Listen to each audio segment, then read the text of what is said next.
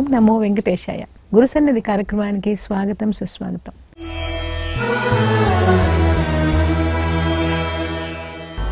ఈనాటి గురుసన్నిధి కార్యక్రమంలో వృత్తాల సిద్ధేశ్వరి పీఠాధిపతులు శ్రీ సిద్ధేశ్వరానంద భారతి స్వామి గారిని అడిగి తెలుసుకుందాం.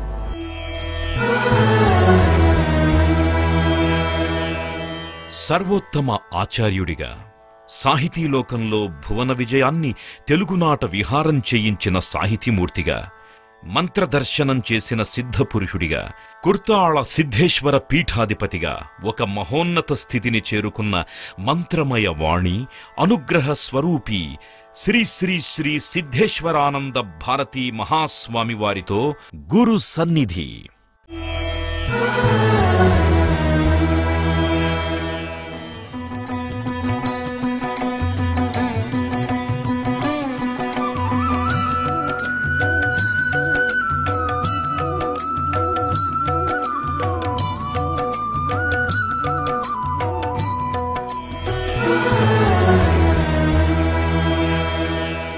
నమస్కారం గురుగారు. నారాయణ నారాయణ. స్వామి, మీరు సామాన్య ప్రజలకి గురువు ఏ విధంగా ప్రభావితం చేస్తారో చెప్తారా? ప్రభావితం చేయటం అని అంటే, ఒకటి, లోకంలో సన్యాసులు, ధర్మాచార్యులు వేదాంత బోధ చేస్తూ ఉంటారు, ఆధ్యాత్మిక తత్వాన్ని చెబుతూ ఉంటారు. అయితే దాంట్లో ఏమిటి అని అంటే, ఉపన్యాసం చెప్పటం, వాళ్ళ సందేహాలు తీర్చటం, ఇది శాస్త్రబద్ధమైనటువంటి అంశం. శాస్త్రంలో ఏం చెప్పబడిందో, వేదంలో ఉపనిషత్తుల్లో ఏం చెప్పబడిందో అది చెప్పటం. అయితే వేదాంతమునందు నిజమైనటువంటి ఆసక్తి కలిగినటువంటి వాళ్ళు చాలా కొద్దిమందే ఉంటారు. లోకంలో శంకరాచార్యుల వారు మనుషులను 3 భాగాలు చేశాడు. ఒకటి ఉత్తమాధికారులు, 2 మధ్యమాధికారులు, 3 మందాధికారులు అని చెప్పి. మందాధికారులు అంటే లోకంలో ఉంటారు, పనులు కావాలి, కష్టాలు తీరాలి, దానికి కావాలంటే ఏ గురువునో దేవతనో ఆశ్రయించాలి. మామూలుగా తీరటం లేదు కాబట్టి చిరకాలంగా ఉన్న నమ్మకాన్ని బట్టి ఆస్తికులు కనుక వీళ్ళు ఎంతవరకు అంటే గుడికి వెళ్తారు, పూజ చేస్తారు. మధ్యమాధికారులు ఏమిటంటే, ఏదైనా తాము స్వయంగా పూజలు చేసి గురువుగారి దగ్గర నుంచి మంత్రోపదేశం పొందే అవసరమైతే మంత్ర సాధనలు చేసి తమ కష్టాలు తీర్చుకోవడానికి ప్రయత్నిస్తారు. కొంత పురుషకారం కూడా, దైవ సంబంధమైన పురుషకారం కూడా చేయటానికి ప్రయత్నిస్తారు. ఉత్తమాధికారులు ఏమిటి అని అంటే, ఈ ప్రపంచం మిథ్య, అశాశ్వతమైంది, మాయ చేత ఆవరించబడి ఉన్నది కనుక ఈ మాయలో నుంచి బయటపడి బ్రహ్మజ్ఞానాన్ని పొందాలి అనేటువంటి వాళ్ళు ఉత్తమాధికారులు. మన దగ్గరికి, గురువుల దగ్గరికి వచ్చేటువంటి వాళ్ళలో ఈ 3 రకాల వాళ్ళు ఉంటారు. ఎవరికి ఏది అవసరమో అది చెప్పాలి. మామూలుగా ఏదో చిన్న పని మీద వచ్చినటువంటి వాడిని, ఈ పని మిథ్య, నువ్వు మిథ్య, అంతా బ్రహ్మమే పదార్థమే అని అంటే వాడికి సంతృప్తి ఉండదు, కష్టం తీర్చాలి. కనుక ఇట్లా ఉంటారు. కనుక వచ్చిన మనుషులను బట్టి మనం దాన్ని జాగ్రత్తగా ఆలోచించి వాళ్ళకు ఎంతవరకు ఉపయోగపడుతుందో, ఎంతవరకు వాళ్ళను మనం దైవ మార్గానికి తీసుకురాగలమో, అది ఒక్కసారి మొత్తం జరగదు కాబట్టి నెమ్మది నెమ్మదిగా చేయించాలి.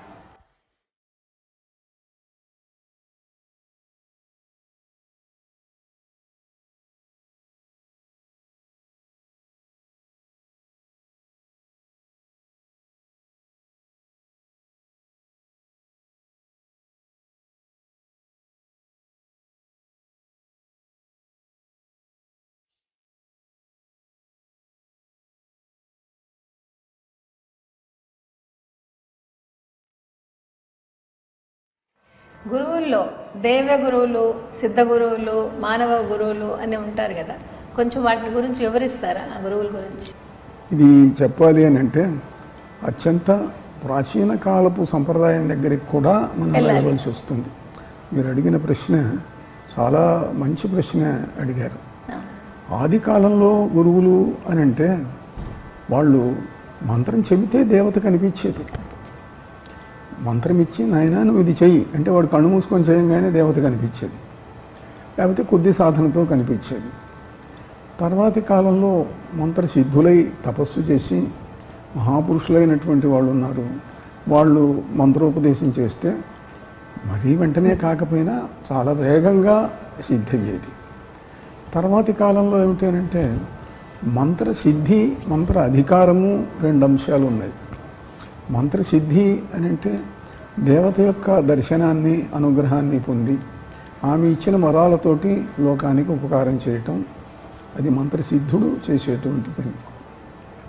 మంత్రాధికారం అంటే శాస్త్రంలో చెప్పబడినటువంటి మంత్రం ఇంత చేస్తే నీకు పనిచేస్తుంది, దేవత పనిచేయటం మొదలు పెడుతుంది. మంత్రం ఆ పురస్చరణలు చేసేటైతే జపం, హోమం, తర్పణం, మార్జనం, సమారాధనం ఈ శాస్త్రంలో చెప్పబడ్డ ప్రక్రియల ప్రకారం చేస్తే కనిపిస్తుంది దేవత పనిచేస్తుంది. అయితే వేదంలో ఒక మాట చెప్పారు, పరోక్ష ప్రియా వై దేవాహ, దేవతలు పరోక్ష ప్రియులు. నువ్వు సాధన చేస్తే నీ పనులు చేసి పెడతారు, కానీ ఇప్పుడు యజ్ఞం చేశారు, హోమం చేశారు, జపం చేశారు, పని అవుతుంది, కానీ కనపడరు వాళ్ళు.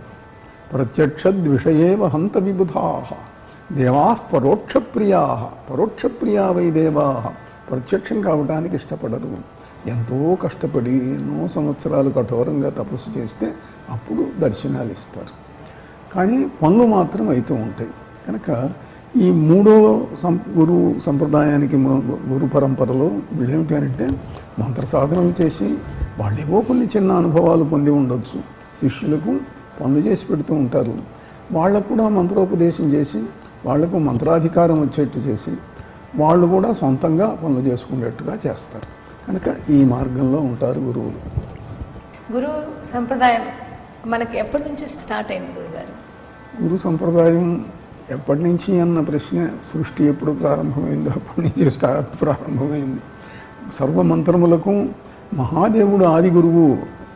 శివుడు పార్వతికి చెప్పాడు, ఇది ఉపదేశించాడు, ఇది బోధించాడు అని కనిపిస్తుంది మనకు. వేదంలో కూడా చాలా చోట్ల అనేక మహర్షులు ఆది కాలం నుంచి ఉన్నటువంటి వాళ్ళు ఉన్నారు. తర్వాత ఈ గురు పరంపరలో కూడా ఎట్లా ఉంది అని అంటే మనకు భూలోకం పైన భువర్లోకం, సువర్లోకం, మహర్లోకం, జనలోకం, తపోలోకం, సత్యలోకం, ఇలా వైకుంఠం, కైలాసం, మణిద్వీపం ఇవన్నీ ఉన్నాయనుకోండి. ఇందులో బ్రహ్మలోకంలో మహర్షులు ఉంటారు. వాళ్ళు మామూలుగా భూలోకానికి కానీ కిందికి కానీ రావటం మామూలుగా ఉండదు. తే బ్రహ్మలోకేతు పరాంతకాలే పరామృతాత్ పరిముచ్యంతి సర్వే, అక్కడే ఉంటారు వాళ్ళు, బ్రహ్మనంతకాలం ఉంటారు. కింద తపోలోకం ఉన్నది, మహాశక్తి సంపన్నులైన వ్యక్తులు ఉంటారు, వాళ్ళు కూడా తొందరగా రారు, ఎప్పుడన్నా కిందికి వస్తూ ఉంటారు. అలా మిగతా లోకాల వాళ్ళు కూడా అంతే, పైకి పోయిన కొద్దీ కిందికి రావటం తగ్గిపోతుంది, అలా ఉంటుందన్నమాట. అట్లా ఉండేటువంటి వాళ్ళల్లో ఇప్పుడు ఆది గురువులు బ్రహ్మను, నారాయణుణ్ణి, విష్ణుమూర్తి ఉన్నాడు, నారాయణుడు ఉన్నారు. బృందావనంలో రాధామంత్రం ఎవరు చెప్పారు మొదటిసారి అంటే నారాయణుడు చెప్పాడు అని ఉన్నది. అలానే కొన్ని మంత్రములకు బ్రహ్మ ఋషి, కొన్ని మంత్రములకు మహాదేవుడు ఋషి, త్రిమూర్తులే ఆది ఋషులుగా వాళ్ళు ఉదయించి వాళ్ళు చెప్పారు ఈ మంత్ర ఉపదేశాలన్నింటినీ కూడా. తర్వాత ఎందరో మహర్షులు ఉన్నారు, వేదంలో చాలామంది మహర్షులు మంత్రోపదేశాలు చేసిన వాళ్ళు ఉన్నారు. తర్వాతి కాలంలో ఇంకా వచ్చిన కొద్దీ కూడా ఉన్నారు. కైలాసాచల గుహలో ధ్యానించే స్వామి, పుత్తాలేశ్వరుని చెంత కూర్చుండిన యోగి, కాశీలో భైరవు కడ నడయాడే మౌని, కాశీలో భైరవు కడ నడయాడే మౌని, శరణు శరణు సిద్ధేశ్వర యోగీశ్వర శరణు. మనకి పరమశివుడి నుంచి మన దక్షిణామూర్తి గారు, తర్వాత వైష్ణవంలో హయగ్రీవుడు, దత్తాత్రేయుడు, ఇలా గురురూపకంగా వాళ్ళు త్రిమూర్తులే ఆవిర్భవించారు. వాళ్ళు వచ్చినప్పుడు దక్షిణామూర్తి అన్నప్పుడు గురువు చిన్నవాడు, కింద శిష్యులు వృద్ధులు అని నేను చెప్పారు. గురు శిష్య సంబంధం గురించి చెప్తారా? గురు శిష్యులు, గురువు చిన్నవాడు అని అంటే వయస్సులో చిన్నవాడని కాదు, శివుడి వయస్సు ఎవరు చెప్పలేరు. పార్వతీ పరిణయానికి ముందు సతీదేవి శరీరాన్ని విడిచిపెట్టిన తర్వాత భార్యావియోగాన్ని భరించలేక ఆయన హిమాలయాలకు వచ్చి అక్కడ తపస్సు చేస్తున్నాడు. ఆయన దక్షిణామూర్తి అని అన్నారు. అంటే శివుడి వయస్సు ఎంత, సృష్టి ఎంతో అంత. సృష్టికి ముందు వాడు సమస్త అనేక బ్రహ్మాండములను అనేక కల్పములలో చేస్తున్నటువంటి వ్యక్తి పరమేశ్వరుడు అని అంటే ఇవల్ల వాళ్ళకి వయస్సు లేదు, ఆద్యంతరహితులు వాళ్ళు. జగదాదిరనాదిస్త్వం జగదీశో నిరీశ్వర జగద్యోనిరయోనిస్త్వం జగదంతో నిరంతక అంటాడు కాళిదాస మహాకవి. వాళ్ళకు ఆది లేదు, అంతము లేదు, వాళ్ళకు ప్రభువులు లేరు, మొదలు లేదు, చివర లేదు. అయితే దక్షిణామూర్తిగా ఉన్నప్పుడు ఆయన దేవతలకు ముసలితనం ఉండదు, అందువల్ల కుర్రవాడుగా కనిపించాడు. వటవృక్షతరోర్మూలే వృద్ధ శిష్య గురుర్యువ. మర్రి చెట్టు నీడన కూర్చుండేవాడు ఆయన. ఎదురుగా మహర్షులు కూర్చుండేవాళ్ళు. రకరకాలైనటువంటి వయస్సులు, కొన్ని వందల సంవత్సరాల వయస్సు ఉన్నవాళ్ళు, వేల సంవత్సరాల వయస్సు ఉన్నవాళ్ళు, మహర్షులు, వృద్ధులు వీళ్ళందరూ కూర్చొని ఉండేవాళ్ళు. ఈయన మాత్రం చేయబనుడుగా కనిపిస్తూ ఉండేటువంటి వాడు. కనుక చిన్నవాడంటే ఈ అర్థంలో చిన్నవాడు అన్నమాట మీరు చెప్పిన దాంట్లో. గురువువ గురువస్తు మౌనం వ్యాఖ్యానం. మామూలుగా ఏటైతే గురువులు శిష్యులు ఏదైనా సందేహాలు అడిగితే అది బోధిస్తూ ఉంటారు, వాళ్ళకి అర్థమవుతూ అయ్యేట్టుగా చెప్తూ ఉంటారు, వాళ్ళు గ్రహిస్తూ ఉంటారు. ఇక్కడ అదేం లేదు. తమ సందేహాలను వాళ్ళు మనస్సులో అనుకునేవాళ్ళు, అది ఈయన వాళ్ళని చూసేవాడు. ఆ చూపులోనే వాళ్ళకి శక్తి ప్రసారం అయ్యేది, అందువల్ల వాళ్ళకి అర్థమయ్యేది, వాళ్ళకి సందేహాలు తీరిపోయేవి. గురోస్తు మౌనం వ్యాఖ్యానం, శిష్యులు సంశయాలు పోతూ ఉంటాయి. ఇలా ఈ దక్షిణామూర్తి సంప్రదాయంలో మనకు కనిపించేటువంటి అంశం అన్నమాట. మరొకటి హయగ్రీవుడు. ఆయన ఏమిటనంటే, హయగ్రీవుడులో మనకు 2-3 హయగ్రీవులు ఉన్నారు. ఒకటి విష్ణుమూర్తి ఒకసారి హయగ్రీవుడు కావలసి వచ్చింది. ఆయన తల ఎగిరిపోతే అది అప్పుడు ఆయన గుర్రపు శిరస్సు తెచ్చిపెట్టాడు, హయగ్రీవుడు అయినాడు ఆయన. తర్వాత హయగ్రీవుడు అనే ఒక రాక్షసుడు కూడా ఉన్నాడు. సరే, అది ఒక కథ. అలానే దధీచి మహర్షి కూడా హయగ్రీవుడు అయినాడు, అది ఒక కథ ఒకటి ఉన్నది. ఇక్కడ ఏమిటి అంటే, విష్ణుమూర్తి యొక్క అంశ తర్వాత విష్ణుమూర్తి ఉండగా కూడా హయగ్రీవుడు వేరే ఒక మహర్షిగా, ఆయన అవతారంగా, ఆయన మూర్తిగా భాషించడం జరిగింది. మనకు ముఖ్యంగా లలితాదేవి చరిత్రలో కనిపిస్తుంది. అగస్త్య మహర్షి ఆయన కంచి వచ్చి తపస్సు చేశాడు, నారాయణుని గురించి చేశాడు. వ్యాసుడు చెబితే ఆయనకు విష్ణుమూర్తి కనిపించాడు. విష్ణుమూర్తి కనిపించి, నీకేం కావాలి అంటే, నాకు మనశ్శాంతి లేదు, కాశీ విడిచిపెట్టి వచ్చాను నేను, నాకు మనశ్శాంతి ఉండటం లేదు, ఏం చేయమంటావు అని అంటే, లలితాదేవిని ఆరాధించు అన్నాడు ఆయన నారాయణ. లలితాదేవి పేరెప్పుడు వెళ్ళలేదే నేను అని అంటే, లలితాదేవి చరిత్ర అవన్నీ కూడా నువ్వు తెలుసుకుందువు కానీ మీరు చెప్పండి అన్నాడు. నేను చెప్పటానికి కాదు, మహాదేవతలు శివుడు, బ్రహ్మ, విష్ణువు వీళ్ళు ఎట్లా ఉంటారనంటే, వస్తారు, వరమిస్తారు, వెళ్ళిపోతారు, వీళ్ళతో కబుర్లు చెబుతూ కూర్చోరు. నా దగ్గరికి మంచి ఒక అతను వచ్చాడు. వచ్చి, స్వామివారు నేను నిన్ననే వద్దాం అనుకున్నాను మీ దగ్గరికి, కానీ రాలేకపోయినాను అన్నాడు. ఓహో అట్లా. ఏం లేదండి, శివుడు వచ్చాడు, ఒక గంట సేపు ఇంటర్వ్యూ తీసుకున్నాడు నా దగ్గర, మాట్లాడుతూ ఉన్నాడు, లేట్ అయిపోయింది అందుకొని వచ్చాను అన్నాడు. ఇవాళ వచ్చాను అన్నాడు. శివుడు ఇంటర్వ్యూ ఇవ్వటం ఏమిటయ్యా అంటే, మరి ఎందుకు వచ్చావన్నా, ఆ పనులు కావటం లేదండి అన్నాడు. పనులు కాకపోవటం అంటే శివుడే మాట్లాడుతుంటే, వారు మాట్లాడుతున్నారండి, పనులు చేయటం లేదండి, అడిగితే కుదరదు అంటున్నారండి అన్నాడు. అంటే కొంతమందికి భ్రాంత దర్శనములు ఉంటాయి, భ్రాంతి చెందుతూ ఉంటారు. దేవతలు మనతో మాట్లాడారు, కనిపించారు, చేశారని చెప్పి ఇలాంటి భ్రాంత దర్శనాలు కొంతమందికి ఉంటాయి. అవి బాగా తపస్సు చేసిన వాళ్లకు అది అందమనుకోండి. ఇక్కడ హయగ్రీవుడు ఆయన నారాయణుడు చెప్పాడు, నీకు హయగ్రీవుడు నా అంశావతారం, ఆయన వచ్చి లలితాదేవికి సంబంధించినవన్నీ చెప్తారు అని ఉన్నది. అలానే లలితాదేవి చరిత్రలో హయగ్రీవుడు వచ్చి చెప్పినటువంటి అంశాలు. అట్లా హయగ్రీవుడు ఉన్నాడు. ఇక దత్తాత్రేయ స్వామి ఉన్నాడు.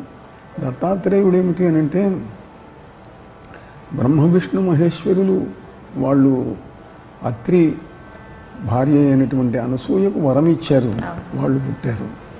అలా బ్రహ్మ యొక్క అంశతో చంద్రుడు ఉదయించాడు, శివుని అంశతో దుర్వాసుడు పుట్టాడు, విష్ణుమూర్తి యొక్క అంశతో దత్తాత్రేయుడు పుట్టాడు. అంటే వాళ్ళే పుట్టారు.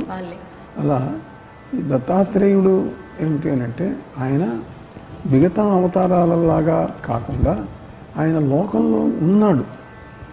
ఇప్పుడు మనకు నరసింహావతారం, వరాహ అవతారం ఇవన్నీ తాత్కాలిక అవతారాలు, రావటం, ఆ పని చేయటం, మళ్ళీ అదృశ్యమైపోవటం. వీళ్ళు అట్లా కాక దత్తాత్రేయ స్వామి, హయగ్రీవుడు వీళ్ళంతా లోకంలో ఉన్నారు, భౌతిక శరీరాలతో ఉండి ప్రపంచానికి కనిపిస్తూ శిష్యులకు బోధిస్తూ లోకాన్ని ఉద్ధరిస్తూ ఉన్నారు. అలా దత్తాత్రేయ స్వామి కూడా ఉన్నాడు. అందువల్ల తర్వాత భక్తులు మరికొందరు ఆయన్ను త్రిమూర్త్యాత్మకునిగా కూడా దర్శించారు. ఆయనకే 3 శిరస్సులు పెట్టి బ్రహ్మ, విష్ణువు, శివుడు అని అది కూడా భావిస్తున్న వాళ్ళు ఉన్నారు. వాళ్ళ దర్శనాలు, వాళ్ళ ఇష్టాలు అనుకోండి. కానీ పురాణంలో మాత్రం ఏమిటి అంటే ఆయన విష్ణుమూర్తి యొక్క అవతారం నుంచి.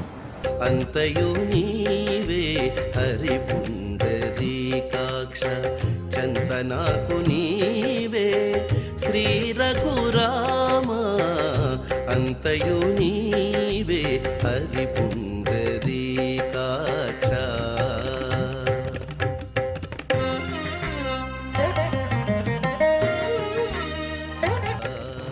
దత్తాత్రేయుడు ప్రకృతిలో 24 మంది గురువులు ఎంచుకున్నారు కదా, వాళ్ళందరూ ప్రకృతి అంతా నా గురువే అని చెప్పారు.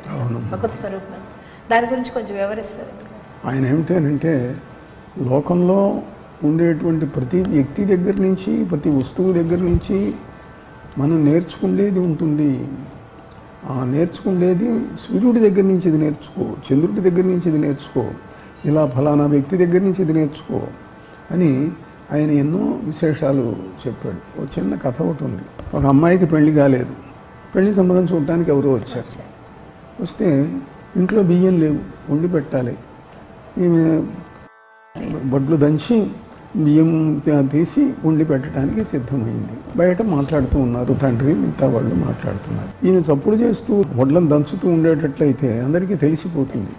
అందుకని గాజుల చప్పుడు కాకుండా ఉండటం కోసం అని చెప్పి వాటిని గుడ్డ చుట్టి వాటికి ఏదో దంచింది. అంటే ఎక్కడ మనం గోప్యతను పాటించాలి, ఎక్కడ మనం ఎలా ప్రవర్తించాలి అనేది తెలుసుకోవాలి.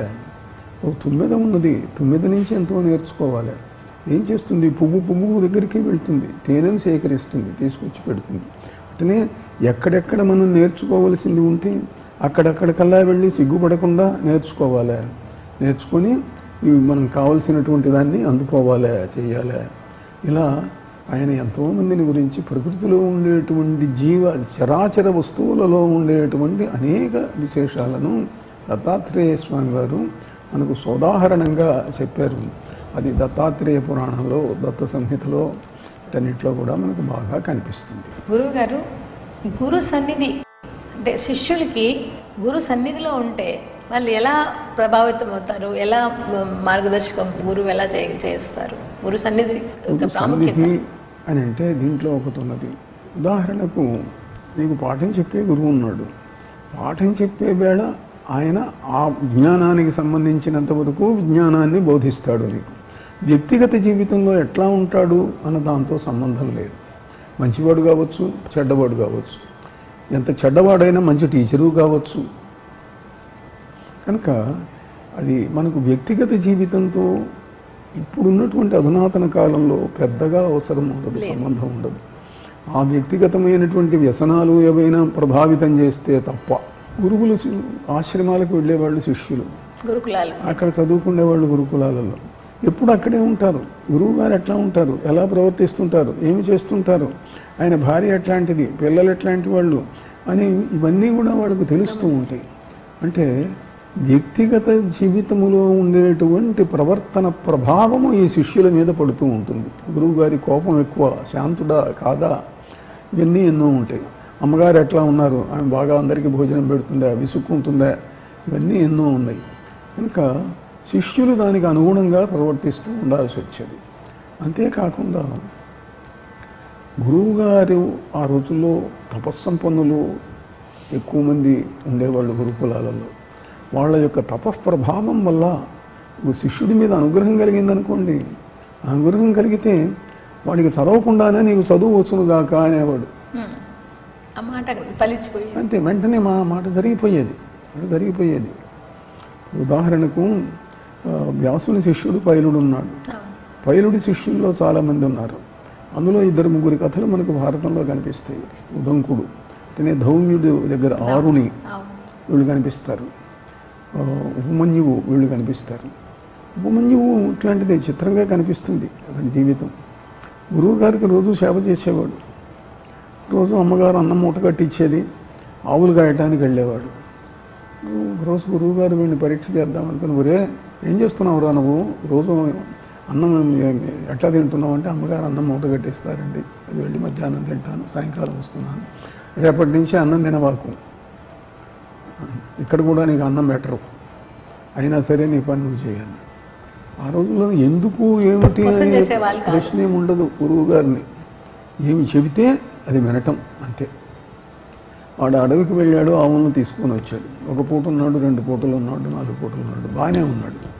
ఏమిరా అన్నంలో ఏమొద్దంటుంది కదా, ఇక్కడ పెట్టొద్దన్నాను, తీసుకెళ్ళొద్దన్నాను, బాగానే ఉన్నావు అంటే, ఆవులు పాలిస్తున్నాయి కదండి అన్నాడు. అంటే ఆవులు పాలిస్తున్నాయి నిజమే, రేపటి నుంచి నువ్వు పాలు పిండుకొని తాగొద్దు అన్నాడు.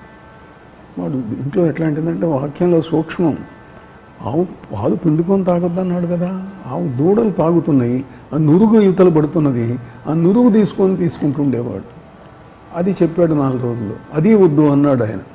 అది వద్దంటే ఆకలి అవుతుంది, ఏం చేయాలో తోచలేదు, ఆకలికి ఉండలేకపోతున్నాడు. జిల్లేడు ఆకులు గిల్లితే జిల్లేడు పాలు వచ్చి అవి కొంచెం తీసుకుంటున్నాడు. ఉన్నట్టుండి ఆ తీసుకోవడంలో కళ్ళల్లో పడ్డాయి. జిల్లేడు పాలు కళ్ళలో పడితే కళ్ళు పోయినాయి. సాయంకాలం అయింది, ఇంటికి రాలేదు, ఆవులన్నీ వచ్చినాయి. ఏమైనాడు రాలేదండి. అయ్యో ఏమైనాడు, గురువు గారు శిష్యులతో బయలుదేరాడు. చీకటి పడింది. చూస్తూ ఉంటే పిలిచాడు, ఉపమన్యం అని చెప్పి. కొంత దూరం పోయిన తర్వాత, గురువుగారు ఇక్కడెక్కడో నేను గుంటలో బావిలో ఉన్నానండి అన్నాడు. ఏమైందిరా నీకు అన్నాడు. చెప్పి కళ్ళు కనపడలేదు, నడుస్తూ వస్తుంటే పడ్డాను అన్నాడు. అట్లనా నాయన, అయ్యో ఎంతమంది జరిగిందిరా. అశ్విని దేవతలు ఉన్నారు, దేవతలకు డాక్టర్లు, వాళ్ళని స్తోత్రం చెయ్యి అన్నాడు. అంటే నాకు స్తోత్రం చేయడం రాదు కదండి అన్నాడు. వస్తుంది అంటే వచ్చేసింది.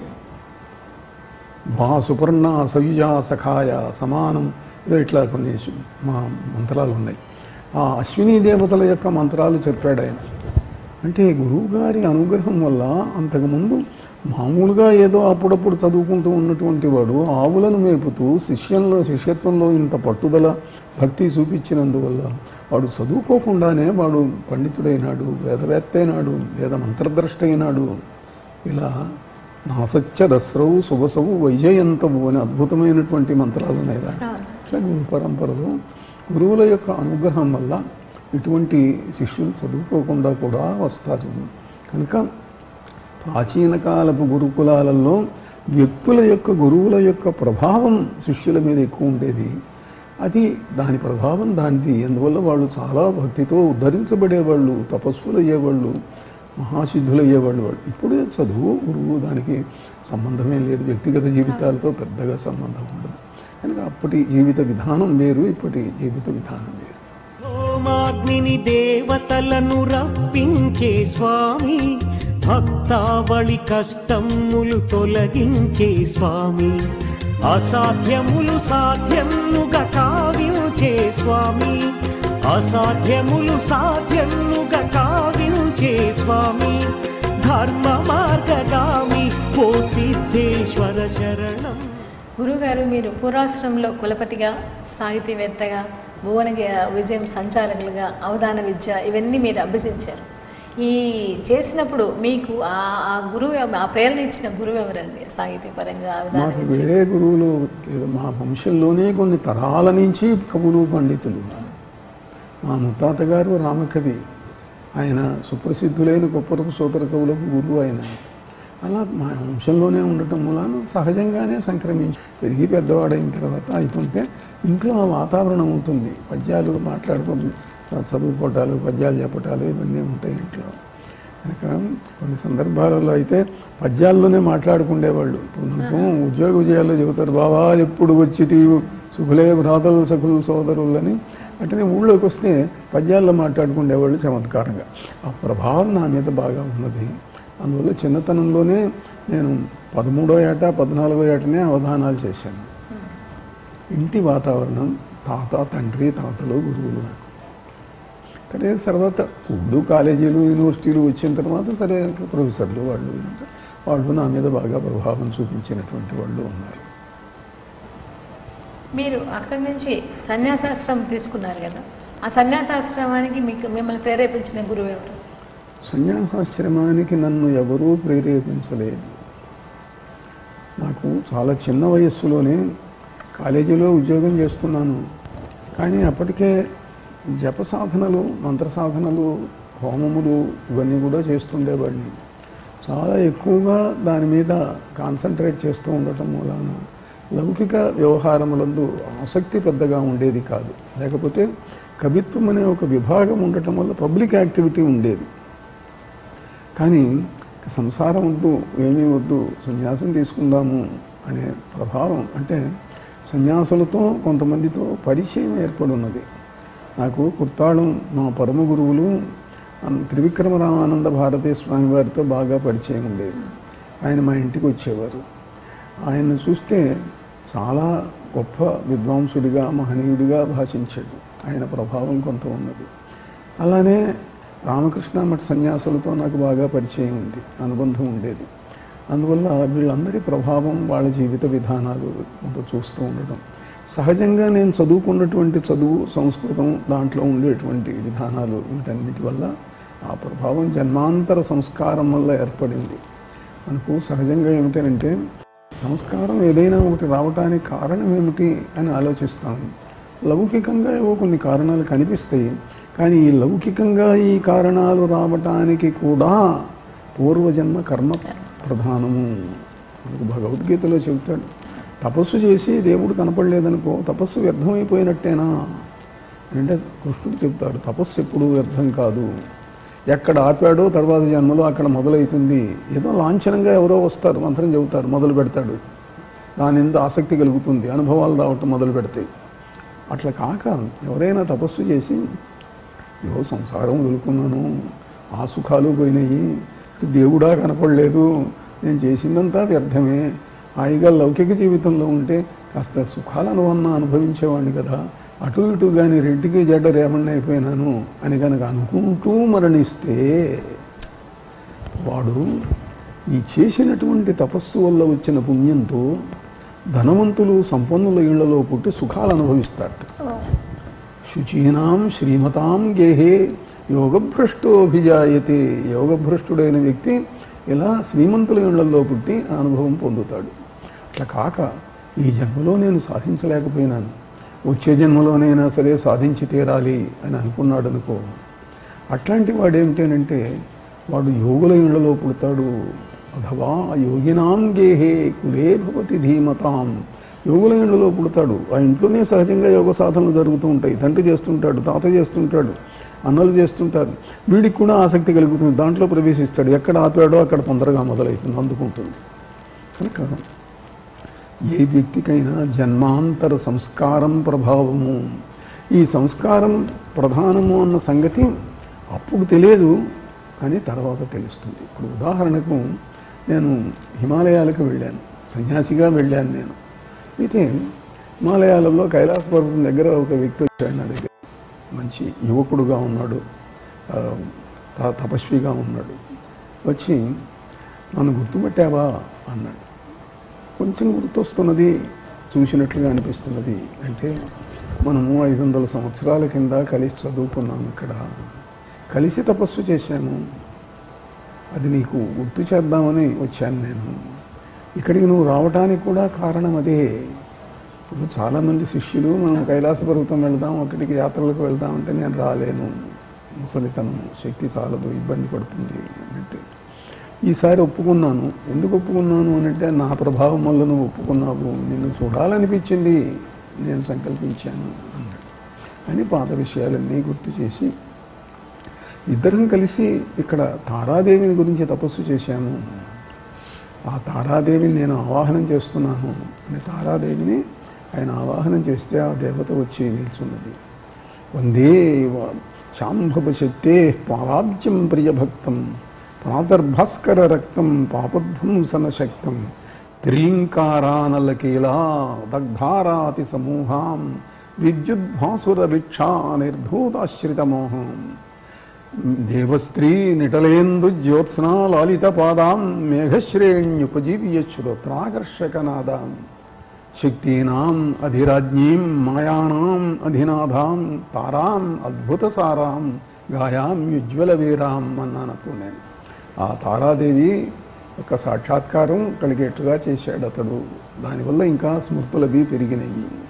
అలా స్మృతుల యొక్క ప్రభావం నెమ్మదిగా ఆ మూడవ కన్ను విచ్చుకుండేటట్టుగా చిన్న వయస్సులో అప్పుడొకటి దివ్యానుభవాలు ప్రసాదిస్తూ ఉన్నటువంటి సిద్ధయోగుల యొక్క సంకల్పం వల్ల నాకు సన్యాసమునందు ఇచ్చగలిగి సన్యాసం తీసుకున్నానులే అనుకున్నాను. కానీ సంప్రదాయం ఒకటి ఉంది. సంప్రదాయంలో బ్రహ్మచారికి తల్లిదండ్రులు ఒప్పుకుంటే కానీ సన్యాసం తీసుకోకూడదు. మీకు సంప్రదాయం తెలుసు కదా. అయితే పెళ్ళైన తర్వాత అయితే భార్య ఒప్పుకోవాలి. అందువల్ల మా ఇంట్లో పెద్దవాడివి నువ్వు సన్యాసం తీసుకుంటే ఎట్లా అన్నారు. కుదరలేదు అప్పుడు. ఆ తర్వాత కొన్ని సంవత్సరాలు భార్య, సంసారం, పిల్లలు, ఉద్యోగాలు, సద్యోగాలు, ఏవో ఇంకా లౌకికంగా ఉండే జీవితాలు ఇవన్నీ అయిన తర్వాత మళ్ళీ ప్రేరణ వచ్చింది. ఈసారి స్పష్టంగా తెలుస్తున్నది ఎవరు ప్రేరేపిస్తున్నారు, ఏమి చేస్తున్నారు. శ్యామానంద అని ఒక హిమాచల యోగి ఉన్నాడు. ఆయన కనిపించి ఇంకా సమయం వచ్చింది, ఇంకా నువ్వు సన్యాసం తీసుకో అన్నాడు. అక్కడి నుంచి మొదలైంది సన్యాసం తీసుకోవటం.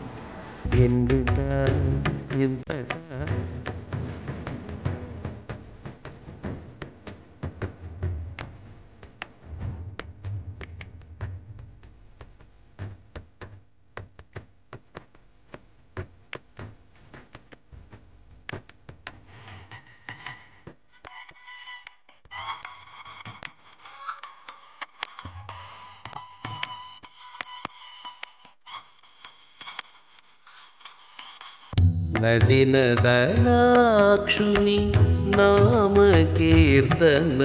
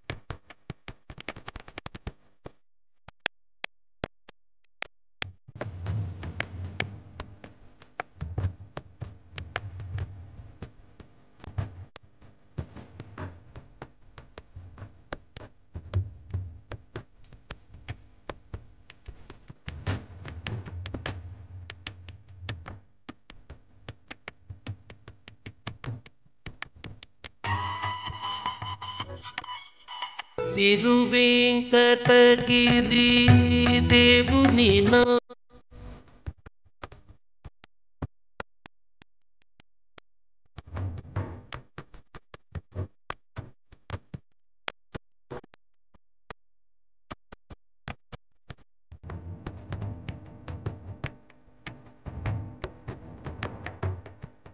గురువు గారు, మీరు సిద్ధయోగుల ప్రేరణ జరిగింది అన్నారు. కానీ మీరు సన్యాసాస్త్రానికి ముందే చిన్నప్పటి నుంచే మీరు మంత్రశాస్త్రం మీద జపం చేశారు అన్నారు. ఈ జపం చేయటానికి మంత్రం ఎవరిచ్చారు? మంత్రం అంటే ఒకటి ఎక్కువ మంత్రములు, ఎక్కువ సాధనల్లో దేవత స్వయంగా కనిపించి ఇవ్వటం, కలలో చెప్పటం, ఇది ఒకటి ఉన్నది. ఇది కాక నన్ను ఇద్దరు ప్రభావితులను చేశారు. ఒకటి మంత్రశాస్త్రంలో దత్తాత్రేయ భక్తుడు కొన్ని కోట్ల దత్తాత్రేయ మంత్రం చేసి ఆయన అనుగ్రహాన్ని పొందినవారు కర్నూలు జిల్లాలో సుబ్బరాయ శాస్త్రి గారిని ఒక ఆయన ఉన్నారు. ఆయన నాకు ఈ అనేక విద్యలు, నాగమంత్ర విద్య, ఇట్లా వారాహి మొదలైనటువంటి దేవతలు వాళ్ళందరి యొక్క విద్యలు కూడా నేర్పి దగ్గరుండి చేయించాడు ఆయన. ఈ ప్రభావం ఇలా సాగుతూ ఉండగా మహాపురుషుడు, తపస్వి అయినటువంటి గణపతి ముని యొక్క ప్రభావం కూడా నా మీద పడింది. అంటే ఆయన నాకంటే ముందు శరీరం విడిచిపెట్టినటువంటి వారు. కానీ ఆయన గ్రంథాలు చదవటం, ఆయన యొక్క జీవితం బాగా తెలుసుకోవటం, అందువల్ల ఆయన చేసినటువంటి మంత్రం, ఆయన ఏ మంత్రం చేసి ఏ ఇంద్రాణి తపస్సు చేసి ఆయన దివ్యమైనటువంటి సిద్ధిని పొందాడు, అది నేను దేవత యొక్క అనుగ్రహంగా భావించి ఆయన్నే మనస్సులో పెట్టుకొని ఆ ఇంద్రాణి మంత్రం చేశాను. వజ్రవైరోచిని అని అంటారు. అది ఆ రోజుల్లో 1 కోటి చేశాను ముందు. ఆ దేవత యొక్క అనుగ్రహం బాగా కలిగింది. ఆ అనుగ్రహం వల్ల ఎన్నో ఇబ్బందుల నుండి నేను రక్షించబడ్డాను, ఎన్నో కష్టాల నుండి విముక్తి చేయబడ్డాను. ఉదాహరణకు ఉన్నది, నేను నా నాడీ జాతకం తీయించుకున్నా. ఏదో చాలా వరకు సరిపోయింది. దాంట్లో ఒక చోట ఉంది, అయఃపిండ ప్రపాతేన భగ్నశల్యో భవిష్యతి అని ఉన్నది. ఇనుప ముద్దలు మీద పడటం వల్ల ఎముకలు విరుగును అని ఉన్నది. నేను ఆ రోజుల్లో వెయిట్ లిఫ్టింగ్ చేసేవాడిని, కుస్తీ పెట్టేవాడిని. నేను కుస్తీలో ఇండియన్ ఒలింపిక్స్లో ఆఫీసర్గా ఉన్నాను. అలా ఉంటే ఒకరోజు వెయిట్ ఎత్తుతున్నాను, అది చప్పున చేతిలో నుండి జారింది, పైన పడుతున్నది. నేను ముందు గబిక్కిన దూకాను, అయినా కొంచెం తగిలింది. అయితే ఏమిటి అని అంటే మంత్రదేవత యొక్క అనుగ్రహం ఉండటం వల్ల పెద్దగా దెబ్బలు తగలలేదు. మామూలు దెబ్బలు కొన్ని సహజం, కుస్తీ పెట్టేవాడికి దెబ్బలు తగలకుండా ఉండవు, తగులుతూనే ఉంటాయి. ఇది ఇట్లాంటిదన్నమాట. అట్లనే శూలారోపణ దోషస్తు దుర్గామంత్రేణ శామ్యతి అని ఉంది. శూలారోపణం వెనకటి రోజుల్లో రాజులు ఏం చేసేవాళ్ళు అంటే శూలం నేల మీద పాతి నేరస్తులను దాని మీద దిగేసేవాళ్ళు. సరే, శూలాలతో పొడవటం, యుద్ధాలు చేయటం, యుద్ధాల్లో వాడటం ఉన్నది. నీకు శూలారోపణ దోషం వల్ల ప్రమాదం ఉన్నది అని ఉన్నది, ఇదేమిటి శూలారోపణం అని ఎందుకు వస్తుంది అని అనుకున్నాను. నేను ఆ రోజుల్లో స్కూటర్ను నడుపుతూ ఉండేవాడిని. స్కూటర్ మీద వెళ్తున్నాను, ఎదురుగా నా ముందు ఒక ఇనుప చువ్వల లారీ పోతున్నది. నా బ్రేక్ వైర్ కట్ అయిపోయింది, బ్రేక్ ఫెయిల్ అయిపోయింది. అది పోయి సరాసరి గుచ్చుకోవాలి. అదృష్టవశాత్తు ఏదో దాన్ని అటు తిప్పి ఏదో గేర్ మార్చి ఏదో చేశాను అనుకోండి, సరిగ్గా అంగుళం దూరంలో ఆగింది.